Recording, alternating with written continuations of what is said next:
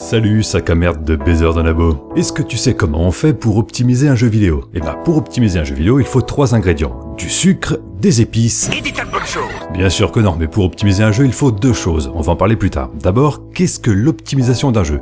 C'est un truc tout simple qui te permet de te justifier quand tu es mauvais dans un jeu vidéo. Avant, c'était la faute de la manette, maintenant c'est la faute de l'optimisation. C'est aussi ce qui va t'aider à te conforter dans l'idée que c'est le jeu qui a un problème et pas ta machine. Par exemple, si ça rame, c'est parce que le jeu est mal optimisé. Certainement pas parce que ton matos est vieux et qu'en plus tu sais pas t'en servir. Et plus sérieusement, optimiser un jeu, c'est faire en sorte qu'il fonctionne le mieux possible. Tu peux t'en charger toi-même en configurant les options graphiques correctement, en installant les bons pilotes pour ton matériel, en faisant les mises à jour et en bidouillant certains fichiers du jeu quand c'est possible. Mais l'optimisation, c'est avant tout au développeur de l'affaire. Et comme je le disais, il y a 2 choses qui rentrent en compte. Premièrement, la manière de coder le jeu. Un jeu vidéo, ça reste un programme, une suite d'instructions que l'ordinateur va exécuter en faisant des calculs. Et pour que le programme soit optimisé, il faut que les calculs soient le plus simples possible pour être exécutés rapidement. On va prendre un exemple concret. Imaginons qu'on veuille développer un jeu où on contrôle un vaisseau spatial qui doit détruire des astéroïdes. Alors voilà notre vaisseau spatial, voilà les astéroïdes. Ok, c'est des patates, mais c'est presque pareil, commence pas à me faire chier.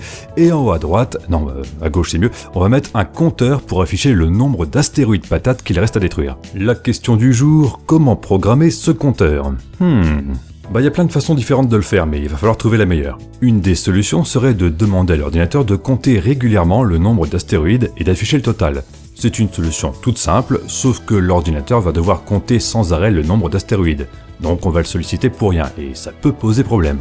On peut lui demander de compter seulement une fois toutes les 30 secondes, mais ça veut dire que si le joueur détruit un astéroïde, il ne verra pas le compteur bouger tout de suite. Il faudra attendre que l'ordinateur lance la commande de calcul des patates spatiales. Autre idée, comme dans notre niveau il y a 8 astéroïdes, on pourrait stocker le nombre 8 en mémoire et demander à l'ordinateur d'afficher le nombre 8 et de faire -1 à chaque fois qu'un astéroïde est détruit. Dans ce cas-là, l'ordinateur n'aura qu'un seul calcul à faire à chaque fois qu'une patate est réduite en purée. L'inconvénient, c'est que si on a une centaine de niveaux différents, il faudra à chaque fois stocker le nombre initial d'astéroïdes. Ça fera donc une centaine de nombres à stocker. On se retrouve donc avec 2 solutions possibles pour un même problème. La première, celle qui consiste à compter en permanence, utilise beaucoup le processeur. La seconde, celle qui consiste à stocker les nombres en mémoire et de les soustraire petit à petit, utilise beaucoup de mémoire. Alors, on choisit laquelle? Eh ben, on choisit celle qui est la plus adaptée à la machine sur laquelle le jeu doit être exécuté. Si c'est sur une machine qui a une bonne puissance de calcul mais pas beaucoup de mémoire, on prend la première. Si c'est une machine avec beaucoup de mémoire mais peu de puissance de calcul, on prend la deuxième. Et 50% de l'optimisation, c'est ce boulot-là, c'est de programmer son logiciel en prenant en compte le matériel. Alors pourquoi il y a des jeux qui sont pas optimisés? Est-ce que ça veut dire que les développeurs font n'importe quoi et qu'ils connaissent pas leur métier?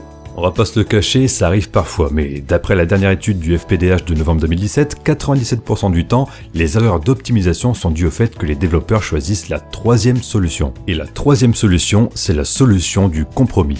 Au lieu de compter sans arrêt ou de stocker en mémoire le nombre de patates de tous les niveaux, on va faire un peu des deux. On va demander à l'ordinateur de compter tous les astéroïdes en une seule fois à chaque début de niveau, de stocker ce nombre dans la mémoire, puis de faire -1 à chaque fois qu'un astéroïde est détruit. Au lieu de prendre la solution qui bouffe toute la puissance de calcul ou l'autre qui suce toute la mémoire, on choisit une technique à mi-chemin entre les deux. Du coup, on pourrait se dire que c'est parfait et que tout va bien, mais comme on mélange les 2 façons de faire, sur la machine balèze en calcul comme sur celle qui a de la mémoire à revendre, les performances seront moyennes.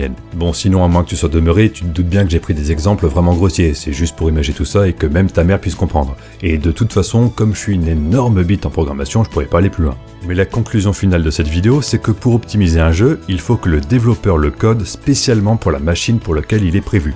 Et toi-même tu sais, des consoles, il y en a plusieurs. Il y a les consoles de salon, les consoles portables, les consoles de salon portable, enfin bref. Et pour les PC, c'est encore plus le bordel, parce que vu le nombre de composants différents, de périphériques, de systèmes d'exploitation, les autres logiciels qu'on a autour et la façon de paramétrer tout l'ensemble, chaque PC est différent. Alors est-ce que ces problèmes d'optimisation sont dus au fait que tout le monde n'utilise pas la même machine pour jouer? En partie ouais, mais rappelle-toi, je t'avais dit qu'il y avait 2 choses qui comptaient pour l'optimisation. Là, on a parlé de la première, la seconde, ce sera dans la prochaine vidéo. En attendant, comme t'es gentil et que tu m'aimes, j'ai pas besoin de te rappeler de partager cette vidéo et de faire monter mes stats YouTube en cliquant sur j'aime. T'y as pensé tout seul, évidemment, et je t'en remercie. Et pareil, je vais pas te faire l'affront de te signaler que j'ai une page Tipeee et que tu peux me laisser une pièce si tu trouves que je le mérite. Tu le savais déjà, évidemment. À dimanche prochain et bon jeu.